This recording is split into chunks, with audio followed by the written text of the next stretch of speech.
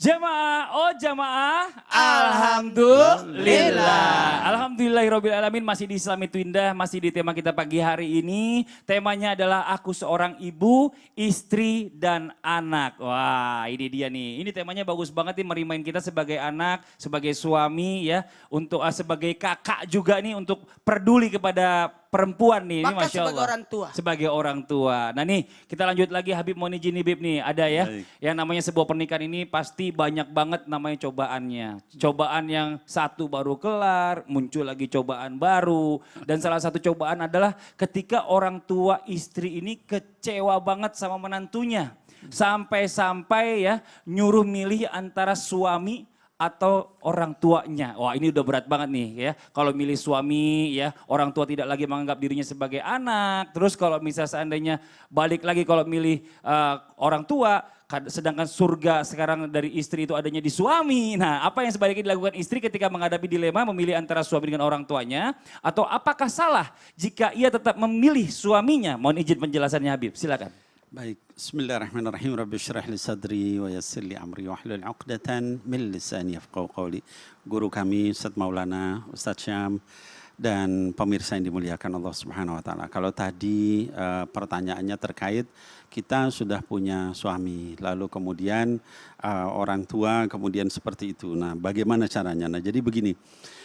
Anak-anakku sekalian hadirin wal hadirat yang dimuliakan Allah, di dalam Quran ketika Allah bicara tentang masalah pernikahan itu diapit oleh dua kalimat takwa. Ya, kata Allah di surah An-Nisa ayat yang pertama, ya ayuhan nas ittaqu rabbakumul ladzi khalaqakum min nafsin wahidah wa khalaqa minha zawjaha. Ya, wa batta minhuma rijalan katsiran wa nisaa wattaqullaha alladzi tasaaluna bihi wal arham dan seterusnya ya ila akhiril ayat. Jadi ayat ini Mas Fadli ini diapit oleh dua kalimat takwa. Artinya apa? Namanya urusan pernikahan itu betul-betul harus diperhatikan dalam rangka takwa kepada Allah. Nah, apa makna takwa? Takwa itu bukan hanya sholatnya aja yang bagus, ya. Tapi takwa dalam pengertian yang paripurna, syamil. Ya, apa itu? Takwa kita adalah kepada Allah dengan kita beribadah kepada Allah. Takwa kita kepada orang tua yaitu dengan hormat, dengan menghargai, dengan memuliakan orang tua. Ingat yang namanya mertua itu adalah juga kedudukannya mirip dengan orang tua. Itu ya. Sehingga memuliakan mereka itu juga bagian dari takwa kepada Allah Subhanahu wa taala. Kita dengan suami itu juga takwa. Kalau kita dari awal memilih pasangan tidak karena takwa, itu nanti berantakannya itu semua. Dengan orang tua berantakan, dengan pasangan, nanti punya anak-anak berantakan, punya pembantu, dan seterusnya. Jadi mulai dengan takwa kepada Allah. Nah, saya ingin menyampaikan kalau tadi dikatakan, ya apa namanya, sampai kemudian begitu banyak masalah, sampai orang tua bilang, kamu pilih. Saya ingin nanya kepada anakku yang tadi curhat, apakah sudah pernah diminta suami itu untuk berbuat baik sama mertua? Ya. Ingat bahwa yang namanya mertua adalah ganti juga dari orang tua. Kalau suami akhlaknya nggak baik, ya pantas orang tuanya seperti itu. Saya yakin Mas Fadli kan dengan Betul. saya mungkin usianya udah. Kita kalau punya anak kita nggak akan gitu sama menantu kita. Iya, Itu kecintaannya anak kita itu ya. Tapi kalau misalnya sampai begitu kan pasti ada masalah. Coba dievaluasi ya. Suami harus dia punya akhlak, harus dia baik, harus dia menghormati, harus dia memberi hadiah sehingga akhirnya mertua tidak punya pandangan seperti itu. Nah, bagaimana kalau itu sudah ditempuh Mas Fadli, lalu kemudian ternyata masih tadi kejadian seperti tadi. Saya ingin menyampaikan hadirin wal hadirat yang dimuliakan oleh Allah Subhanahu wa taala bahwa dalam memilih Islam itu mengarahkan mana yang lebih dekat dengan syariat Allah. Jadi lihat apa yang disampaikan mertua dengan suami, mana yang lebih dekat dengan syariat Allah.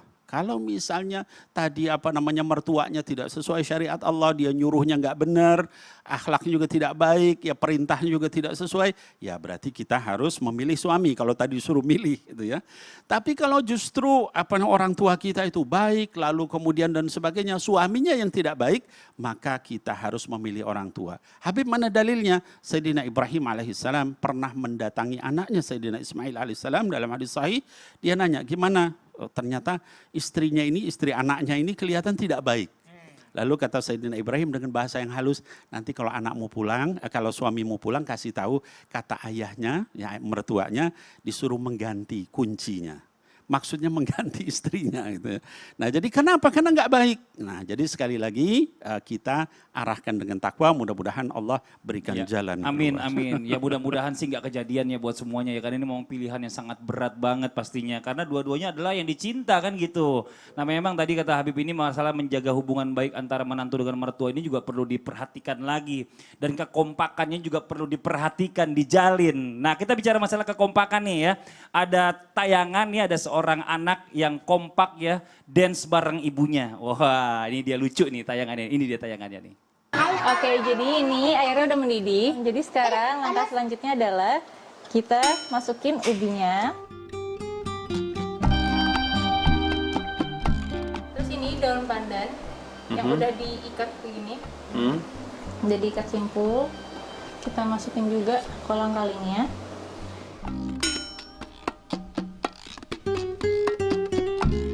Kita masukin gulanya itu secukupnya aja. Jadi kita bisa kira-kira aja. Ini untuk 1 liter air sekitar 4-5 sendok makan lah. Ini kita aduk terus. Emang gula warnanya coklat? Kalau gula aren warnanya coklat. Gula pasir warnanya apa, Pak? Putih. Nah sekarang setelah tadi kan udah ada sedikit waktu untuk semua bahannya kecampur. Sekarang masukin pisang. Ini gerabang. Bang. Abang masukin oke. Pelan-pelan taruh. Kayak gini bunda. Oke. Abang masukin. Pinter. Terakhir bang. Pinter, Bang. Sekarang kita mau kasih garam. Ini Rendre mau kasih garam. Garamnya sedikit aja, kayak cuma 1/3 sendok teh aja.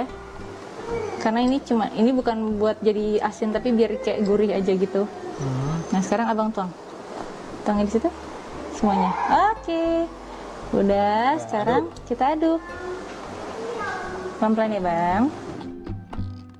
Iya, tapi ini gini, tapi bicara masalah tentang anak ya. Kalau kita lihat anak kita ini ya dari kecil ini selalu nempel nih. Nempel paling sering nempel itu pertama sama ibunya. Terus baru ibunya repot ngurusin sesuatu nempel sama bapaknya. Tapi pada saat beranjak waktu berjalan, ya sering waktu berjalan, lama-lama makin besar nih anak, lama-lama makin jauh sama ibunya. Sama bapaknya pun makin jauh. Justru lebih dekat sama teman-temannya. Bahkan untuk curhat permasalahan pribadi pun gak mau cerita sama orang tuanya tapi sama temennya. Nah pertanyaannya bagaimana nih caranya ya. Seorang ibu ya bisa ini atau biar tetap kompak dengan anaknya yang sudah beranjak dewasa. Kadang kan seorang anak ini kan cenderung punya dunianya sendiri. Ketika mereka ini beranjak dewasa. Mohon izin penjelasan nih buat guru kita nih Ustaz Syam yang mungkin ya sebagai contoh juga walaupun sudah dewasa masih nempel sama ibunya. Silakan Ustaz Syam ya sama orang tuanya. Silakan Ustaz Syam ya. Kalau lagi jarak jauh kayak gini nempelnya nempel di grup ya kan. Di grup, Makanya ya. ada grup WA, kadang-kadang ada lucu-lucu gitu. Kayak mama kemarin tuh sering komen gitu. Jadi jangan jadi orang tua yang pasif mungkin ya. Ini tanpa bermaksud menggurui ataupun mengajari. Orang tua kami itu termasuk orang tua yang aktif. Seperti bapak itu masih sangat aktif di grup WA misalnya. Dahulu enggak. Malah suka gamsi gambar-gambar lucu ya. Oh kalau bapak enggak. Oh, Kalau enggak, bapak enggak tuh pernah. agak kaku. Tapi kita yang bikin lucu gitu. Oh, Kalau gitu. bapak itu kalau kirim di grup selalu kirim doa. Oh. Ya bunaya gitu kan. Wahai anak-anakku ya Allah kayak malaikat bertanya gitu kan. Kayak malaikat merob buka. Jadi bapak tuh ya bunaya terus tulisan Arab gitu. Tulisan Arab doa-doa amalkanlah doa ini. Jadi kadang-kala kita balas pakai bahasa Arab tuh. Qabil tuh. Jadi kalau kasih doa dikasih qabil tuh. Tapi kan gak ada barisnya ya kalau di WA ya. Qaf ba lam ta. Mamaku tuh sering nanya, itu apa bacaannya sih? Kebelet gitu kan. Kepala tadi bacanya kebelet itu kata mama gitu. Jadi itu yang menjadi kekompakan keluarga mungkin ya. Jangan menjadi orang yang pasif. Kemudian yang kedua, mungkin kita yang sebagai anak di hadapan orang tua kita jangan sok tahu gitu. Jangan sok tahu di hadapan orang tua.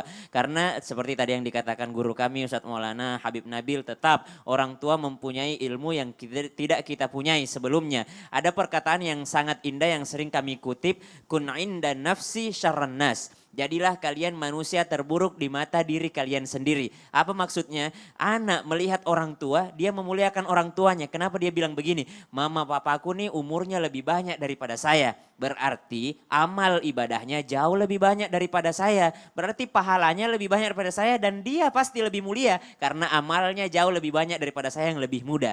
Tapi ketika orang tua melihat anaknya, jangan mengatakan tahu apa sih anak kecil, tapi katakanlah anak ini jauh lebih muda daripada saya. Saya duluan lahir dan duluan mukallaf daripada mereka. Berarti tanggung jawab dan dosa saya jauh lebih banyak daripada yang lebih muda ini, daripada anakku ini. Maka saling memuliakan, saling menghormati dalam sebuah rumah tangga, dalam sebuah lingkaran, maka inilah yang kita cari sama-sama. Yang kedua, semua kembali kepada agama. Kenapa Rasulullah SAW sangat menekankan tentang keagamaan? Karena agama inilah modal utama kita, baik di dunia maupun di akhirat.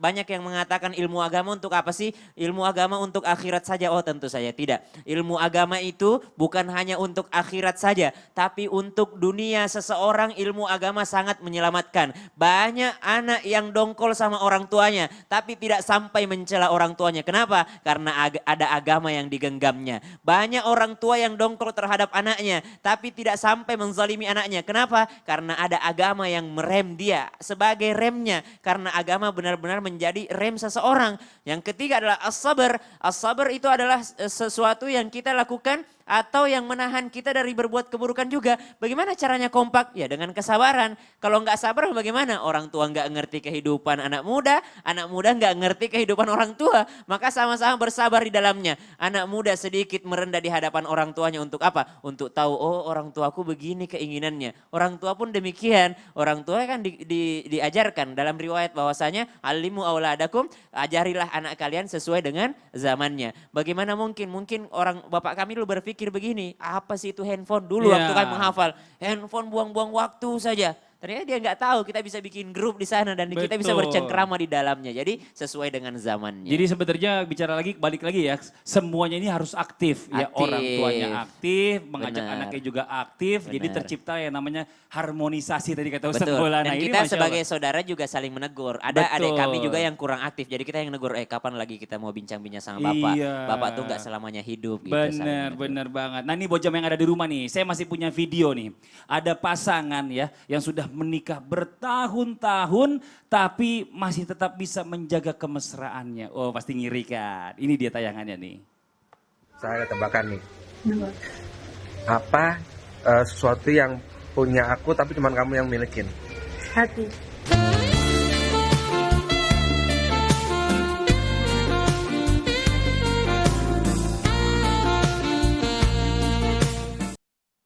Wah gitu harus ada sering kata-kata gombal sebenarnya.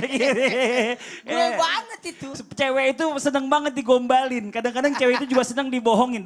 Bukan dibohongin ini ya, dibohongin demi kebaikan. Sebenarnya bukan bohong. Apa dirayu. Tuh? Dirayu tapi bohong. Salah juga. Nah ini bicara masalah tentang pernikahan ya. Kadang-kadang kita bicara masalah tentang pernikahan ini memang gak main-main. Banyak yang curhat sama saya, kok bisa sih mas udah nikah sekian puluh tahun masih bisa begini. Saya baru nikah sekian tahun aja rasanya kok sama istri tuh udah hambar banget. Udah kayak temen, udah kayak saudara, udah kayak kurang setrum. Wah bahaya saya bilang gak boleh begitu ya kan. Sama istri itu harus tetap ada setrumnya terus. Kalau gak nyetrum bahaya nanti gitu loh. Nah terus bagaimana pertanyaannya nih? Mungkin juga langsung dijawab sama guru kita ya. Bagaimana caranya agar seorang istri ini bisa tetap mesra dengan suaminya meskipun sudah bertahun-tahun menikah. Karena pernikahan ini ya bicara masalah tentang waktu ibadah yang paling panjang. Ibadah yang Jadi, terpanjang. Ibadah yang bisa terlama. Timbul rasa bosan tuh kapan saja menjelaskannya guru kita Ustadz Maulana. Ya, izin Habib, izin Sasa. Bismillahirrahmanirrahim. Begini. Berbicara tentang bagaimana supaya bisa bertahan, langgeng, harmonis, mesra, bertahun-tahun pernikahan walaupun sudah lama. Ketahuilah pernikahan itu suami istri itu bagaikan tanaman yang ditanam di apa? Di lahan yang harusnya bagus. Tanamlah di situ. Apa sampai di situ? Tidak. Kalau mau bertahan, pupuk. Pupuk. Bukan hanya menyiram, Disiram. Peluh itu tanaman. Kenapa? Disiram terus. Flu, peluh saya pikir flu apa? Flu. Adi, flu apaan? Flu apaan? Nggak mengerti. Flu saya. apa? Nggak ada yang ngerti, makanya kita lagi bingung semua. Nganggap semua nih apa maksudnya nih? Dipupuk. Oh dipupuk. Bukan hanya disiram, bahkan dikasih sinar matahari. Betul. Jadi mohon maaf ya tanpa menggurui, saya kasih 5 tipsnya. Kalau mau ibaratnya mesra dengan suami istri itu ada 5. Yang pertama tadi sudah dijelasin oleh Habib, komunikasi. Sasam juga sudah bikin grup. Aktif. Jangan pasif. Sayang. Jangan tarik. Siapa yang tarik itu kesangkut. Komunikasi. Tidak apa-apa. Walaupun pertanyaannya tetap sama. Umi Nora itu kalau saya sudah makan, sudah. Itu saja pertanyaannya. Mana anak-anak? Saya tahu. Ini pasti kakak mau bertanya lagi. Di mana anak-anakku? Pasti gitu kan? Iya, pertanyaan sama. Tidak apa-apa. Mohon izin. Yang kedua, karena waktu. Yang kedua, tunjukkan penghargaan untuknya. Hargai, wih enak sekali makanannya. Tunjukkan kebaikannya. Apa artinya? Berikan penghargaan dengan cara kita berbuat baik padanya. Kemudian cobalah mengerti. Wanita itu perlu dimengerti. Suami juga perlu dimengerti. Kalau dia capek, kalau dia lelah. Makanya tadi bagus banget nih pertanyaannya tadi ya. Langsung dijawab langsung Mas Fadli di segmen sebelumnya. Yang bertanya-tanya itu. Yang curhat, ditanya. Baru 2 tahun menikah. Baru 2 tahun menikah dan sebagainya. Betul. Langsung dijawab langsung. Ini orang baru nanya, ditanya lah jawab langsung. Karena sudah Gemes ya, gemes.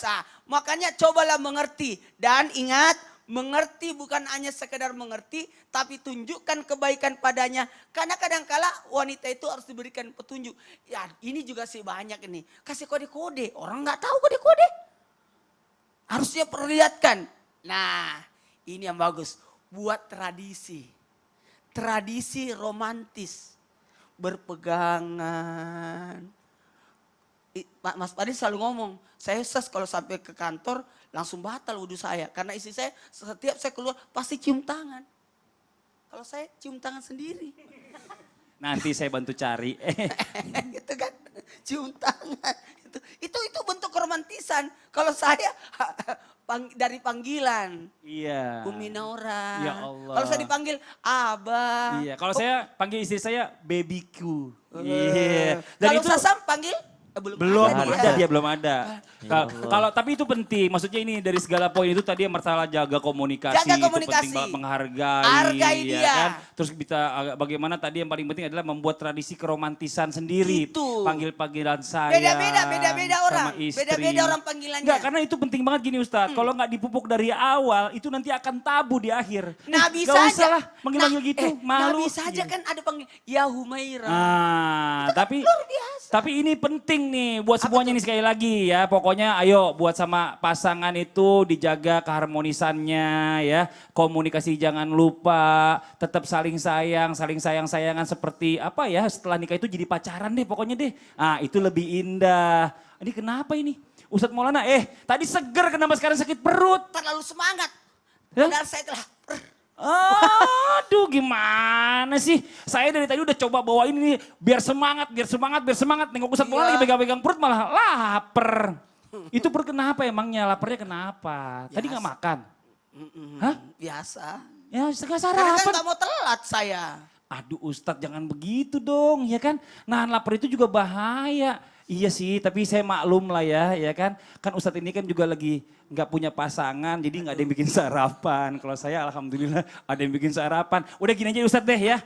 Saya walaupun tadi udah dibikin sarapan sekarang gara-gara Ustadz begitu saya pengen namain Ustadz. Makan juga. Saya punya makanan yang rasanya gurih, mantap, udah gitu enak lagi. Pokoknya pas dimakan gitu ya. Kalau lagi nggak ada yang masakin tuh kita bisa masak sendiri. Dan ada pokoknya ceritain lagi deh. Pokoknya Ustadz ikut saya dulu deh. Wah ini luar biasa nih. Ini nih ada Ustadz ya. Sarimi isi 2 goreng ayam kremes. Nah ini dia nih Ustadz nih. Sarimi isi 2 goreng ayam kremes. Wah rasanya gurih dan mantap. Ditambah lagi pakai kremesan ayam yang banyak. Pokoknya makin nyakres jadi nggak usah bingung lagi nih cari makanan yang enak. Wah, Masya Allah. Porsinya juga banyak loh ternyata. Pasti mengenyangkan banget nih. Kebetulan aku udah lapar banget. Kita coba yuk. Ayo Ustadz, langsung aja kita cobain. Sarimi isi 2 goreng ayam kremes. Bismillahirrahmanirrahim.